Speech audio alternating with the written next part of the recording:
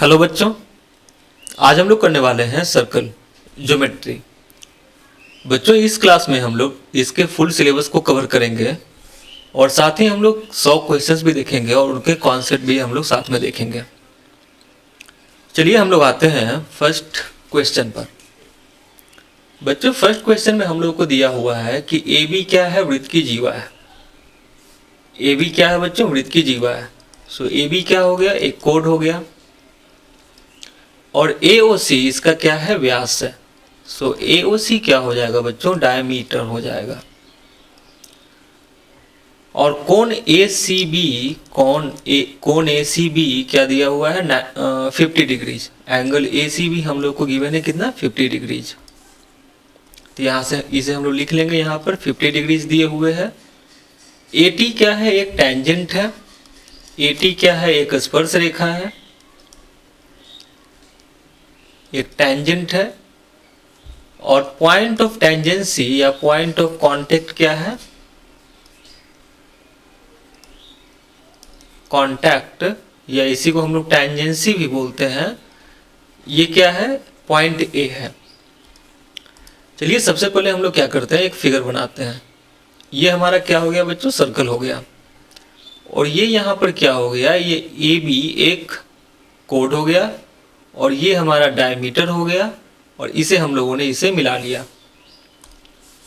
यहाँ पर बच्चों हम लोग नेमिंग कर देते हैं। ये हो जाएगा A, ये B और ये C और ये O हो जाएगा।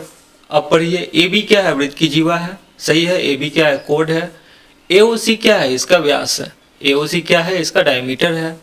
और एंगल ACB कितना हम लोगों को दिए हुए? 50 डिग्री। 50 डिग्री यही दिए हुए है। अगर ये बच्चों 50 डिग्री है, ठीक है, और AT क्या है? बिंदु A पर, तो बिंदु A यहाँ है, यहाँ से AT एक स्पर्श रेखा है। तो चलिए हम लोग एक स्पर्श रेखा भी बना देते हैं। यहाँ से हम लोग ड्रॉ कर लेते हैं एक स्पर्श रेखा। ये क्या हो गई? हमारी स्पर्श रेखा हो गई। और ये कहाँ तक है? AT तक है। हम लोग इस पॉइंट को T दिखा देते हैं। बच्चों, इसे बनाने के लिए हम लोग दो तरीकों से बना सकते हैं। पहले एक आसान तरीका है, उसे देख लेते हैं। देखिए, इसमें जो फर्स्ट कॉन्सेप्ट आपको यूज होगा वो ये होगा कि किसी भी अर्धवृत्त पर बना जो कोण होता है ना, वो समकोण होता है। तो ये क्या है? एक सेमी सर्कल पर बना हुआ ट्रायंगल है। सो ये एंगल कितना हो जाने वाला है? Angle ABC 90 degree. Angle ABC कितना हो जाएगा आप लोग को? 90 डिग्री।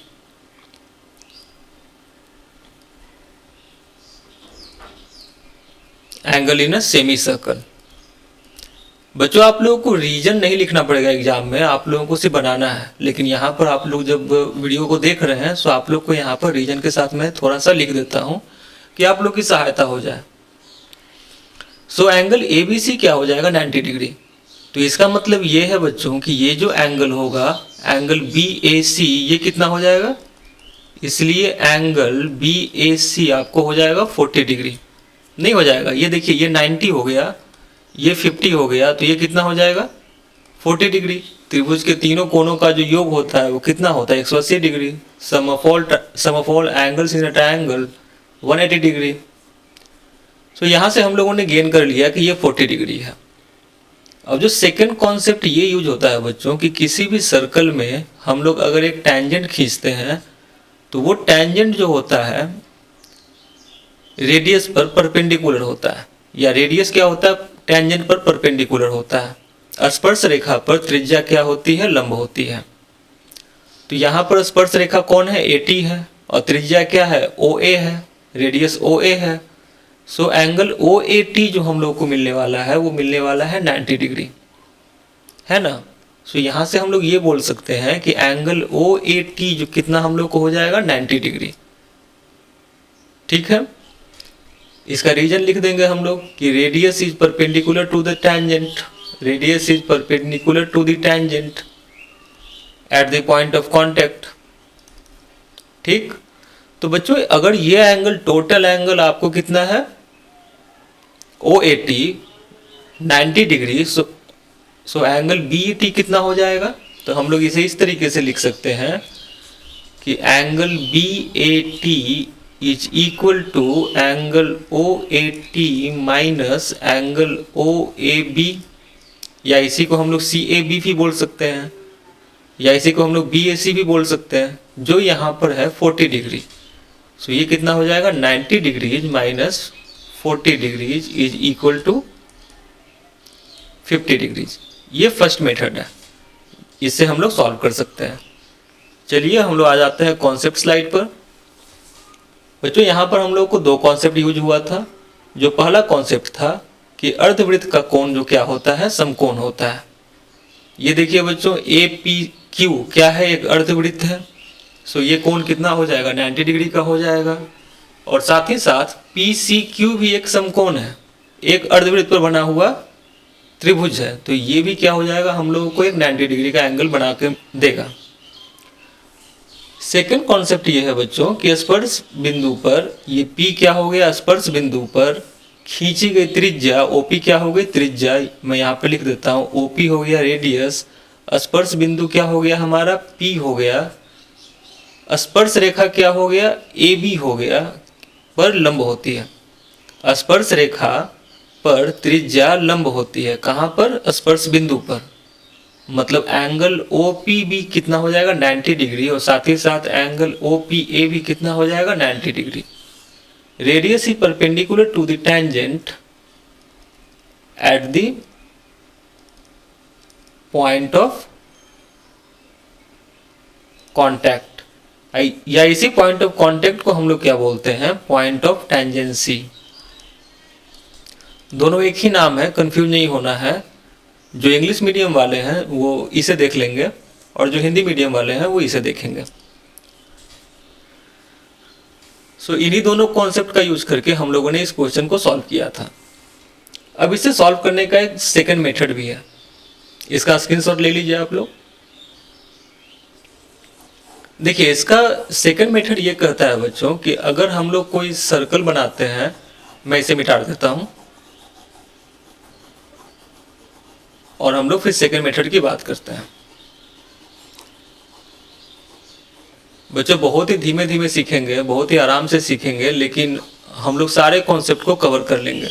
आपको फिर सेकंड वीडियो की ज़रूरत नहीं पड़ेगी, किसी और क्लास की ज़रूरत नहीं पड़ेगी। देखिए कॉन्सेप्ट ये कहता है बच्चों कि ये जो हम लोग यहाँ पर एक फिगर को ड्रॉ किए हैं, ये देखिए कि इस तरीके का अगर सर्कल हो और हम लोगों को अंदर क्या मिले, एक कोड मिले, एक क्या मिल जाए, जीवा मिल जाए। तो ये जीवा और ये क्या है, ये स्पर्श रेखा है, ये टेंजेंट है। सो इसके जो अल्टरनेट एंगल्स है ना वो बराबर होते हैं। मतलब जो अपोजिट एंगल है ना, इस एंगल का अपोजिट कौन है, ये है, अल्टरनेट एंगल ये है। मतलब एकांतर कोण जो होते हैं ना बराबर होते हैं। ये कॉन्सेप्ट समझ में आ गया। इसका भी आप लोग स्क्रीनशॉट लेकर रख सकते हैं, ये भी बहुत ही जरूरी कॉन्सेप्ट है। तो एकांतर कोण क्या होते हैं, बराबर होते हैं। विच मीन्स बच्चों कि अगर हम लोगों ने यहाँ वो सर्कल बनाया था, मैं फिगर फिर से ड्रॉ कर लेता हूँ, और यहाँ पर क्या था, इस तरीके से बना हुआ हमारा त्रिभुज था। अब वो सेंटर से पास कर रहा है कि नहीं कर रहा उसकी कोई ज़रूरत है नहीं इस फिगर के अनुसार। और ये हमारा क्या था बच्चों, एक स्पर्श रेखा था। ठीक है, यही स्पर्श रेखा था। इसका मतलब ये है बच्चों कि इसमें हम लोग ये कह रहे हैं ना कि ये जो एंगल होगा वो इस एंगल के इक्वल होगा। तो ये एंगल कितना हम लोग को दिया हुआ था, मैं यहाँ पे नाम अगर लिख दूं तो ये ACB था, तो ये 50 डिग्री, तो ये 50 डिग्री। हम लोग रीजन में सिर्फ इतना ही लिख देंगे कि एकांतर कोण क्या होते हैं, बराबर होते हैं। एकांतर कोण बराबर होते हैं।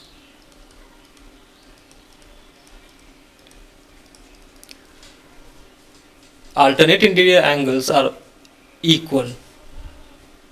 तो ये इसका सेकेंड मेथड हो गया। आप लोग इसका भी स्क्रीनशॉट लेकर रख सकते हैं।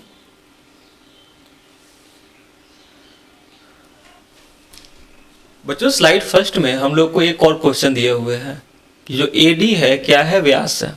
व्यास करने का मतलब बच्चों यहाँ पर डायमीटर है। सो बच्चों अगर AD व्यास है, व्यास को हम लोग क्या बोल रहे हैं, डायमीटर बोल रहे हैं, जो कि इक्वल है 34 सेंटीमीटर के।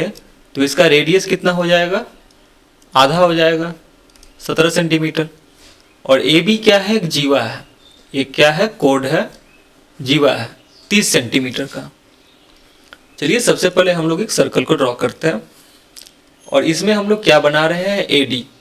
तो ये जो हो गया बच्चों हमारा ए डी, ये क्या हो गया, इसका एक व्यास हो गया, एक डायमीटर हो गया। और यहीं से बच्चों ए बी क्या है, एक कोड है, ए डी, और ये क्या हो जाएगा, बी। जो ए डी की लंबाई है वो कितनी है, 34 सेंटीमीटर। सो यहाँ तक हो जाएगा हमारा 17 सेंटीमीटर और यहाँ भी हो जाएगा हमारा 17 सेंटीमीटर। सो ए बी की लंबाई हम लोग को यहाँ से ज्ञात करने बोल रहा है, सॉरी ए बी की लंबाई तो हम लोग को दिए हुए है, हम लोग को जो लंबाई ज्ञात करनी है वो ये लंबाई ज्ञात करनी है, ओ से लेकर ए बी तक की लंबाई। पूछ रहा है केंद्र से जीवा की दूरी कितनी होगी। इसका मतलब बच्चों ये है कि ये परपेंडिकुलर होगा। अब ये परपेंडिकुलर क्यों होगा, थोड़ा सा इसे भी डिस्कस कर लेते हैं। सपोज कर लीजिए कि ये एक बिंदु है जो किसी भी रेखा पर है और ये नीचे दूसरी रेखा है, तो इससे जो बच्चों ये जो दूरी होगी वो ये दूरी तो कहीं नहीं जा सकती है। दूरी हमेशा क्या होगी, एक लंब होगी या परपेंडिकुलर होगी। डेट्स वाई हम लोगों ने इसे क्या माना, परपेंडिकुलर माना है। अब ये तो करेंगे नहीं ना कि यहाँ से लेंगे और इसे मिला देंगे और बोल देंगे कि ये हमारी दूरी होगी। दूरी तो ये नहीं होगी, दूरी तो हमेशा परपेंडिकुलर होगी।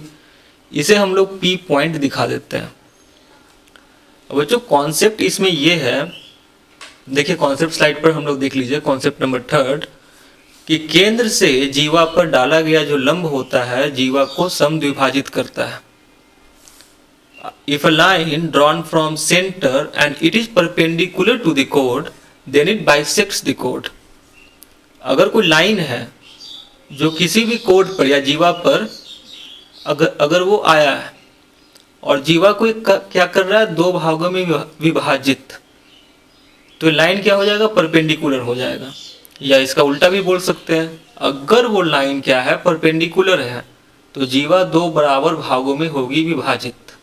यदि OL परपेंडिकुलर टू PQ तो PL बराबर LQ होगा। और हम लोग इसका उल्टा भी बोल सकते हैं कि यदि PL बराबर LQ तब OL क्या होगा, परपेंडिकुलर होगा PQ के। आप लोग इसका स्क्रीनशॉट लेकर रख लेंगे। तो इसका मतलब ये हुआ बच्चों कि यहाँ से AP की जो लंबाई मिल जाएगी हम लोगों को वो कितनी मिल जाएगी, 15 सेंटीमीटर है ना, और PB की जो लंबाई मिल जाएगी 15 सेंटीमीटर। तो बच्चों यहाँ से हम लोग को क्या मिल गया, एक त्रिभुज मिल गया। इस तरीके से मैं यहाँ पर वो त्रिभुज बना देता हूँ और यहाँ पर हमारा त्रिभुज है और एंगल P क्या है, 90 डिग्री। इसे O दिखा देता हूँ और इसे A दिखा देता हूँ। ये हमारा कितना हो जाएगा, 17 सेंटीमीटर और AP क्या हो जाएगा, 15 सेंटीमीटर। सो इसकी लंबाई हम लोग को पूछ रहा है, OP की लंबाई क्या होगी। यहाँ देखिए OP की लंबाई क्या होगी। तो बच्चों ये तो एक पाइथागोरस थ्योरम पर ही अप्लाई हो सकता है। तो हम लोग लिख सकते हैं कि OP square is equal to AP square plus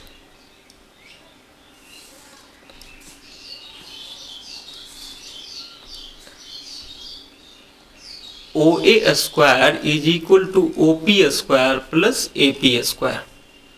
OP का मान ज्ञात करना है बच्चों, तो यहाँ से ये लिखा जाएगा OP square is equal to OA square minus AP square. बच्चों OA स्क्वायर कहने का मतलब 17 का स्क्वायर माइनस AP स्क्वायर कहने का मतलब 15 का स्क्वायर। 17 का स्क्वायर होता है बच्चों 289 और 15 का स्क्वायर होता है कितना, 225। जब घटाइएगा आप लोग तो आप लोग को मिल जाएगा 64। इस कारण जो OP होगा बच्चों वो कितना हो जाएगा, 8 सेंटीमीटर। तो यहाँ हमारा आंसर क्या आ जाएगा, 8 सेंटीमीटर। ठीक है, इसे आप लोग इस तरीके से भी तोड़ सकते हैं। यहाँ पर मैं लिख देता हूँ 17 माइनस 15 और 17 प्लस 15। हम लोगों ने तोड़ लिया A माइनस B और A प्लस B के फॉर्म में। क्योंकि ये ए स्क्वायर माइनस बी स्क्वायर दिया हुआ है। तो 17 में से 15 गया तो ये हो गया 2, 17 15 कितना हो जाएगा 32 बराबर 64। जब इसका रूट करेंगे तो हम लोग को आंसर कितना मिल जाएगा 8।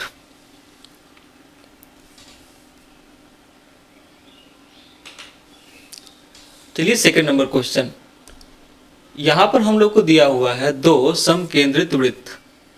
समकेंद्रित वृत्त बच्चों वो होते हैं जिनका सेंटर एक होता है, बट देखिए थोड़ा सा फिगर ठीक से नहीं बनाया, लेकिन आप लोग इसे समकेंद्रित मान लेंगे।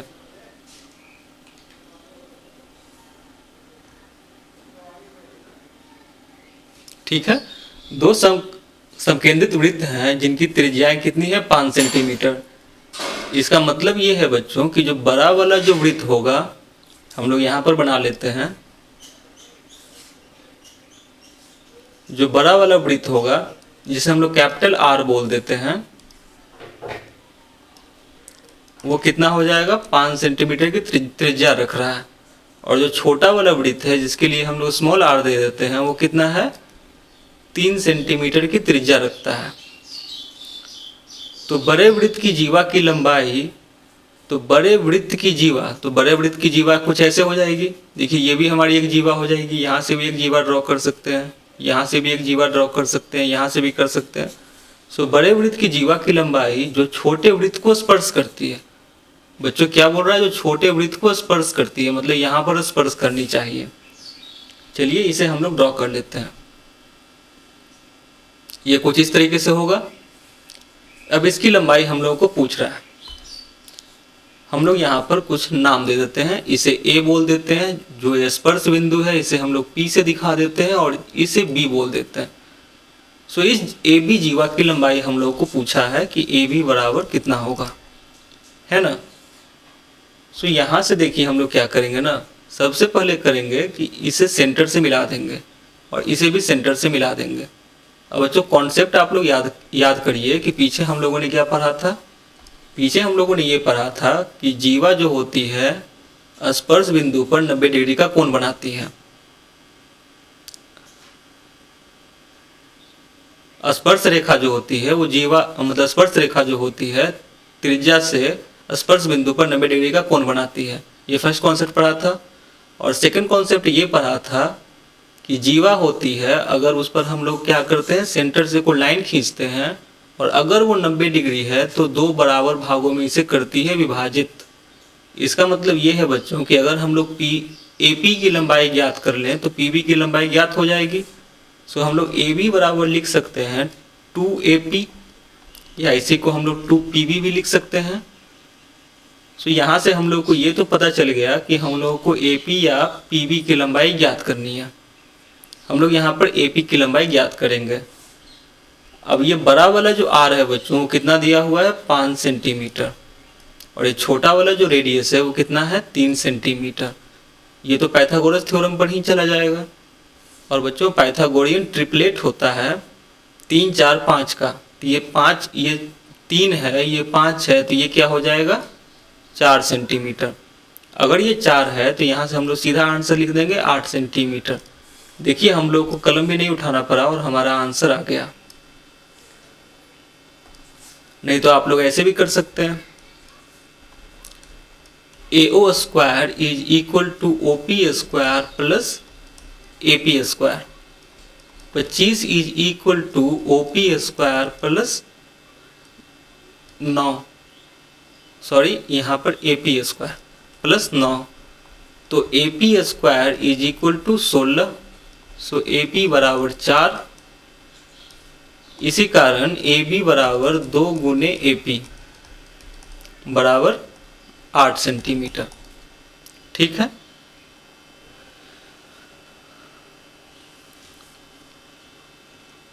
इसका आप लोग स्क्रीनशॉट ले लीजिए।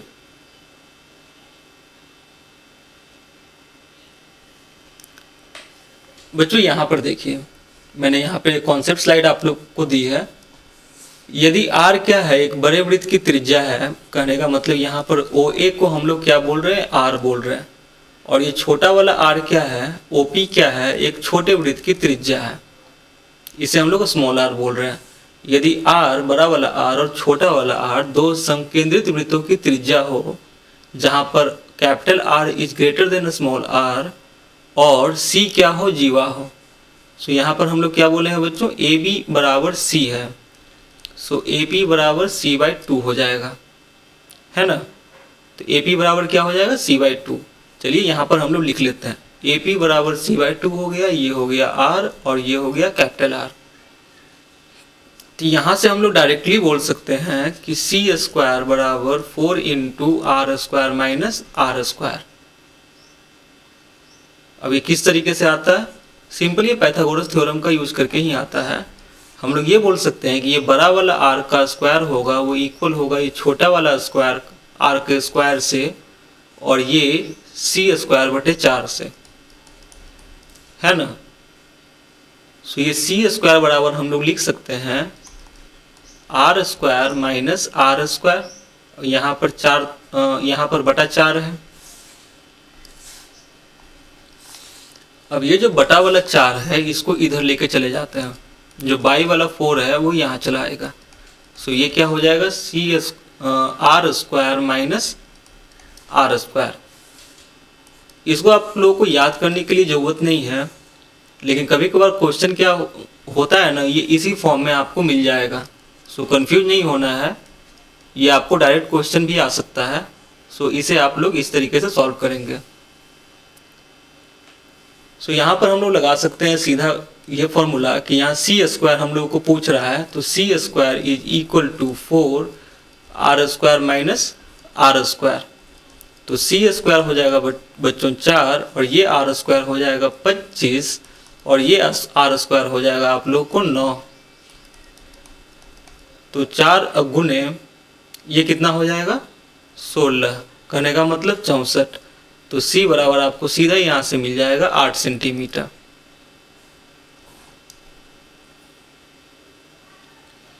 इसका आप लोग स्क्रीनशॉट लेकर रख लेंगे।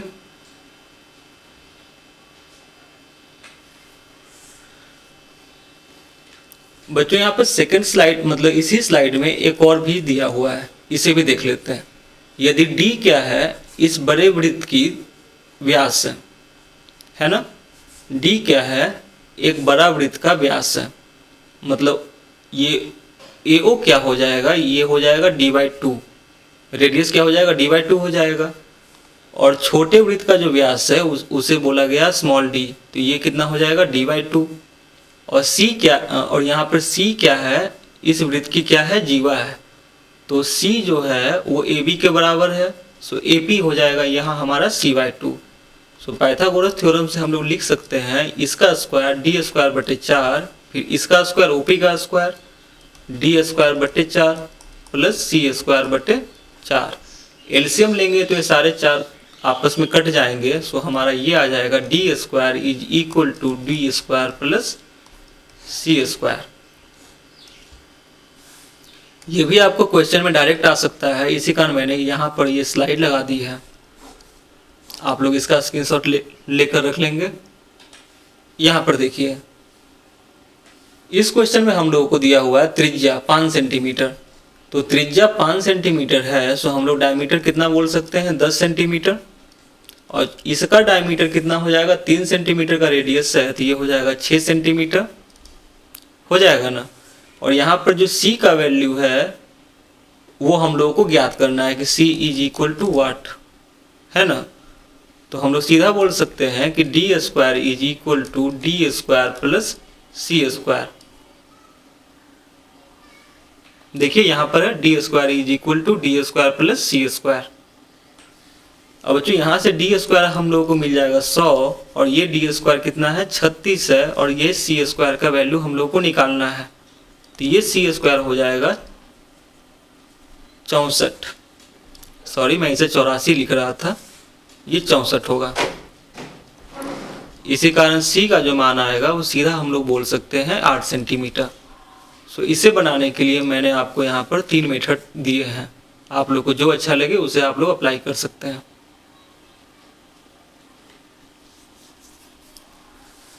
क्वेश्चन नंबर सेकंड में एक और पार्ट जुड़ा हुआ है, इसे भी हम लोग सॉल्व कर लेते हैं। बच्चों हम लोग सबसे पहले जो त्रिभुज देखेंगे वो देखेंगे ओ सी क्यू। तो मैं यहाँ पर लिख देता हूँ in triangle O C Q. अब बच्चों ओ सी क्यू ट्रायंगल में जो हमारा ओ सी का मान दिए हुए है वो कितना दिए हुए है, 5 सेंटीमीटर। क्यों? क्योंकि ये रेडियस है। और जो ओ क्यू का मान दिए हुए है ओ क्यू का मान हम लोगों को निकालना है, ओ क्यू बराबर वाट। लेकिन बच्चों यहाँ पर सी क्यू का मान दिए हुए है, सी क्यू क्या हो जाएगा, सी डी का बटा 2 होगा। कहने का मतलब ये हो जाएगा 8/2 बराबर 4 सेंटीमीटर। तो पाइथागोरस थ्योरम यहाँ पर अप्लाई कर लेंगे। So O C square is equal to O Q square plus C Q square. यहाँ से देखिए O C square is equal to O Q square plus C Q square. अब जो ओ सी का मान जो दिए हुए 5, तो ये हो जाएगा 25। ओ क्यू का मान हम लोगों को निकालना है और जो सी क्यू का मान है वो हम लोग को कितना आया है, 4 सेंटीमीटर। तो ये हो जाएगा 16। 25 में से 16 गया तो 9 होगा। O Q square is equal to 9, इसी कारण O Q is equal to 3 centimetre. बच्चों यहाँ से इसका मान हम लोग कितना मिल गया, 3 सेंटीमीटर। अब दूसरे त्रिभुज में हम लोग देखेंगे in triangle A O P. अब इस बड़े वाले ट्रायंगल में हम लोग देखेंगे बच्चे, यहाँ पर हम लोग बोल सकते हैं O A square is equal to O P square plus A P square, Pythagoras theorem से। अब बच्चों यहाँ पर ए बी का मान हम लोग को कितना दिया हुआ है, 6 सेंटीमीटर। सो ए पी का मान कितना हो जाएगा, 3 सेंटीमीटर। तो यहाँ से ए पी का मान हम लोग लिख देंगे 3 सेंटीमीटर। ओ पी यहाँ से हम लोग को निकालना है और ओ ए का मान तो बच्चों यहाँ पर 5 ही सेंटीमीटर है क्योंकि वो रेडियस है। सो ये 25 हो जाएगा। इस कारण ओ पी यहाँ से हम लोगों को मिल जाएगा 4 सेंटीमीटर। ठीक है। अब इस फिगर को हम लोग ध्यान से देखेंगे। यहाँ देखिए हम लोग को पूछा है पी क्यू का मान कितना होगा, यही ना। तो हम लोग इसे ऐसे लिख सकते हैं कि ओ पी बराबर O Q plus P Q. इसी पी क्यू का मान निकालना है। ओ पी बराबर O Q plus P Q. तो ओ पी का मान कितना है बच्चों, ओ पी का मान यहाँ पर देखिए 4 सेंटीमीटर और ओ क्यू का मान कितना है, 3 सेंटीमीटर। सो पी क्यू का मान कितना हो जाएगा, 1 सेंटीमीटर।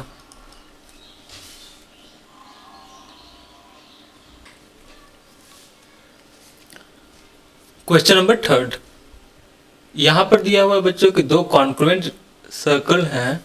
कहने का मतलब बच्चों कि 2 सर्कल हैं और दोनों कैसे हैं, उनके केंद्र एक ही हैं, है ना। यही होता है एक कॉन्क्रुएंट सर्कल कि दोनों के केंद्र क्या हो जाते हैं, एक ही हो जाते हैं। चलिए ये हमारा हो गया, क्या हो गया, एक समकेंद्रित वृत्त। बाहरी वृत्त की त्रिज्या कितनी है, 5 सेंटीमीटर। सो यहाँ से अगर हम लोग यहाँ तक एक लाइन मिला है जो इसकी त्रिज्या अगर हो जाएगी, सो बड़ा वाला जो त्रिज्या हो जाएगा, जो रेडियस हो जाएगा, वो कितना हो जाएगा, 5 सेंटीमीटर। ठीक है। और जो AC स्पर्श रेखा है, चलिए पहले मैं यहाँ पर फिगर बना देता हूँ। यहाँ पर बच्चों ये क्या हो गई, स्पर्श रेखा हो गई और ये क्या हो गया, ये बड़ा वाला रेडियस हो गया। सो बच्चों यहाँ पर हम लोग को जो AC का मान दिए हुए है वो कितना है, 8 सेंटीमीटर। अगर पिछले स्लाइड का फॉर्मूला अगर आप लोग को याद है, ये क्या हो जाएगा, C हो जाएगा। सो वहाँ पर हम लोगों ने लिखा था D square plus C square is equal to D square. So आपको आंतरिक वृत्त की त्रिज्या पूछ रहा है। सो यहाँ से हम लोग ये बोल सकते हैं कि D square is equal to D square minus C square. अगर नहीं याद है तो हम लोग यहाँ पे सॉल्व करेंगे, कोई मुश्किल नहीं है। तो D स्क्वायर, ये 5 दूना 10 हो जाएगा, कैपिटल D बराबर 10 हो जाएगा। तो 10 का स्क्वायर 100 हो जाएगा, 8 का स्क्वायर 64 हो जाएगा, जो कि 36 आ जाएगा। सो D कितना आ जाएगा, 6 आ जाएगा। सो अगर डायमीटर, अगर व्यास 6 सेंटीमीटर है तो रेडियस कितना हो जाएगा, 3 सेंटीमीटर। इतना हम लोग को समय नहीं लगेगा इसको करने में, ये बहुत ही आसान सा सवाल है। सो हम लोग क्या कर लेते हैं, इसे यहाँ से मिला लेते हैं और ये 90 डिग्री होता है, ठीक है ना।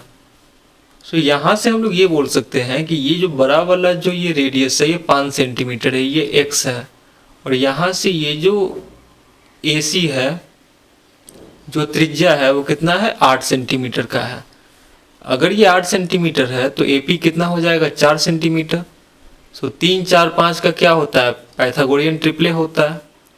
पाइथागोरियन ट्रिपलेट कितने का होता है, तो 3 4 5 का होता है, या 6 8 10 का होता है, या 9 12 15 का होता है, इस तरीके से होता है। सो अगर एक भुजा 3 है, दूसरी भुजा 4 है, तो तीसरी भुजा 5 हो जाएगी। तो यहाँ से हम लोग बोल सकते हैं 5 सेंटीमीटर का होगा, और नहीं तो हम लोग इसे इस तरीके से निकाल सकते हैं। तो x बराबर कितना आ जाएगा, 9। x बराबर यहाँ से हम लोगों को मिल जाएगा 3 सेंटीमीटर आंसर। सो इसका हम लोग आंसर क्या टिक कर लेंगे, 3 सेंटीमीटर।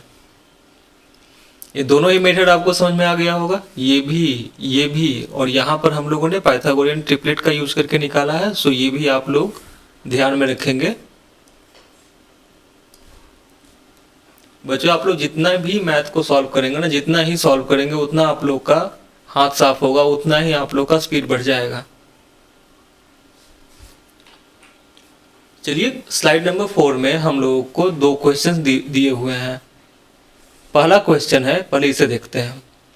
यदि एक वृत्ताकार की त्रिज्या में 25% की वृद्धि कर दी जाती है, इसका मतलब यह है बच्चों कि पहले रेडियस कितना था, r था, अब कितना हो गया, r प्लस r का 25%। तो r का 25% करने का मतलब बच्चों ये सीधा सीधा हम लोग ये भी बोल सकते हैं कि r का 125%।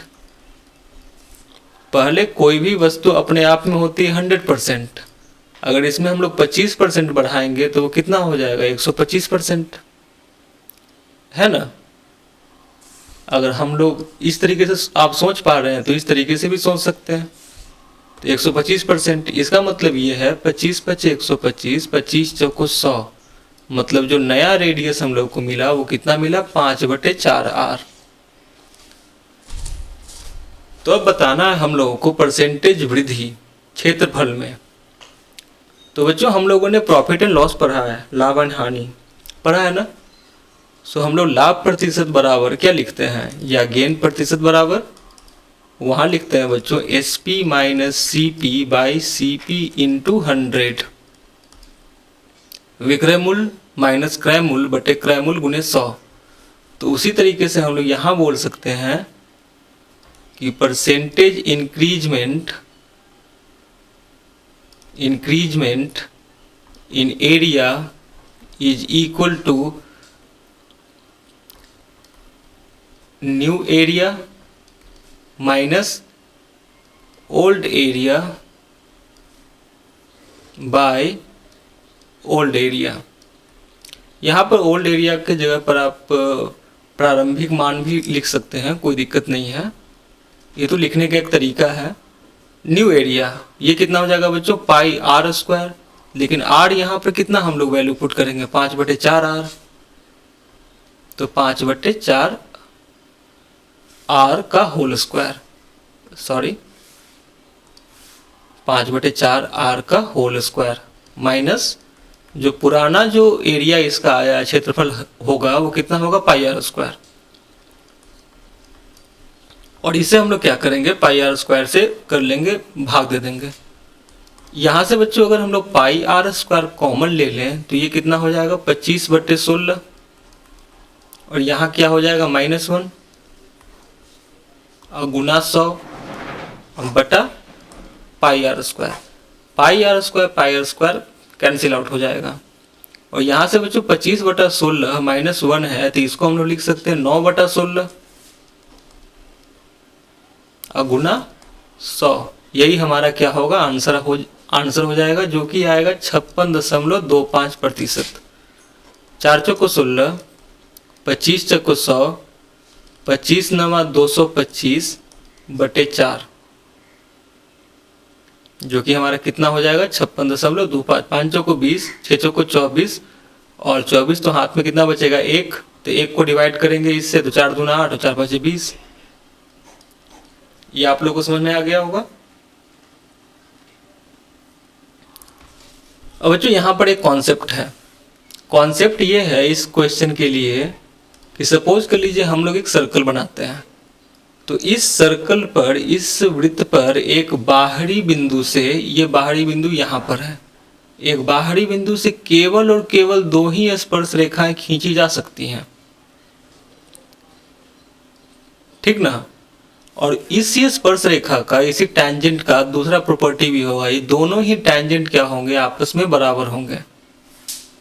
तो हम लोग यहाँ पर 2 कॉन्सेप्ट देखें। फर्स्ट कॉन्सेप्ट देखें कि किसी भी बाहरी बिंदु से सिर्फ और सिर्फ 2 ही टैंजेंट को हम लोग ड्रॉ कर सकते हैं, और ये दोनों ही टैंजेंट क्या होते हैं, बराबर होते हैं। चलिए फिगर पढ़ाते हैं।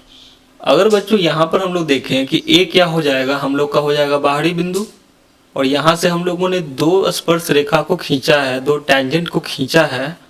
इसका मतलब ये है बच्चों कि जो ए बी होगा वो बराबर होगा ए सी के। ए सी का मान अगर 12 दिए हुए है तो ए बी भी कितना हो जाएगा, 12 हो जाएगा। यहाँ पर हम लोग 12 लिख लेते हैं। अब सिमिलरली हम लोग ये भी बोल सकते हैं कि इस एन बिंदु से 2 और टैंजेंट खींचा गया है, जिसकी लंबाई यहाँ पर एन डी है और क्या है, एन सी है। तो मतलब बच्चों की एन सी बराबर हम लोग बोल सकते हैं एन डी। अब एन डी का मान हम लोगों को दिया हुआ है 11 सेंटीमीटर। सो एन सी भी कितना हो जाएगा, 11 सेंटीमीटर। सो ये भी कितना हो जाएगा, 11 centimetre.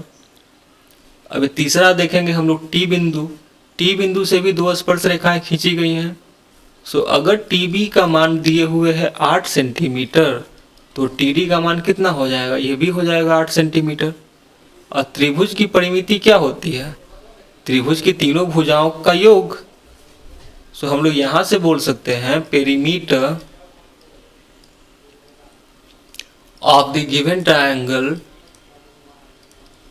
Is equal to AT plus TN plus AN, AT plus TN plus AN।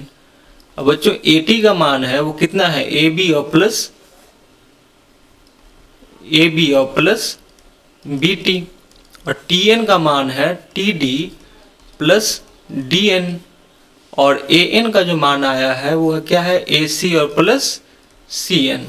इतना करने की जरूरत नहीं है, हम लोग सीधा यहाँ फिगर में ही लिख लिए हैं, तो फिगर को ही ऐड कर लेंगे। सो AB और प्लस BT का मान यहाँ कितना है बच्चों, 12 और प्लस 8।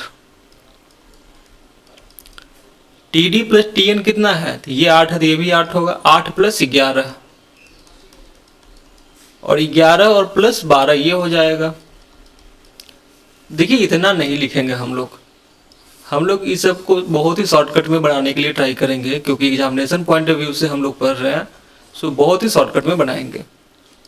सो हम लोग डायरेक्ट क्या लिख देंगे, 2 गुने 12, क्यों, क्योंकि 12 यहाँ है 12 यहाँ है, प्लस 2 गुने 11, 11 यहाँ है 11 यहाँ है, और प्लस 2 गुने 8, 2 कॉमन ले लेंगे, 12 8 20 और 20 11 31 बराबर 62।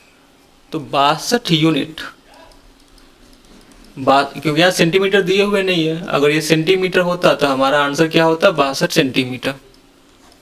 तो 62 सेंटीमीटर हमारा क्या हो जाएगा, या 62 यूनिट हमारा क्या हो जाएगा, उत्तर हो जाएगा।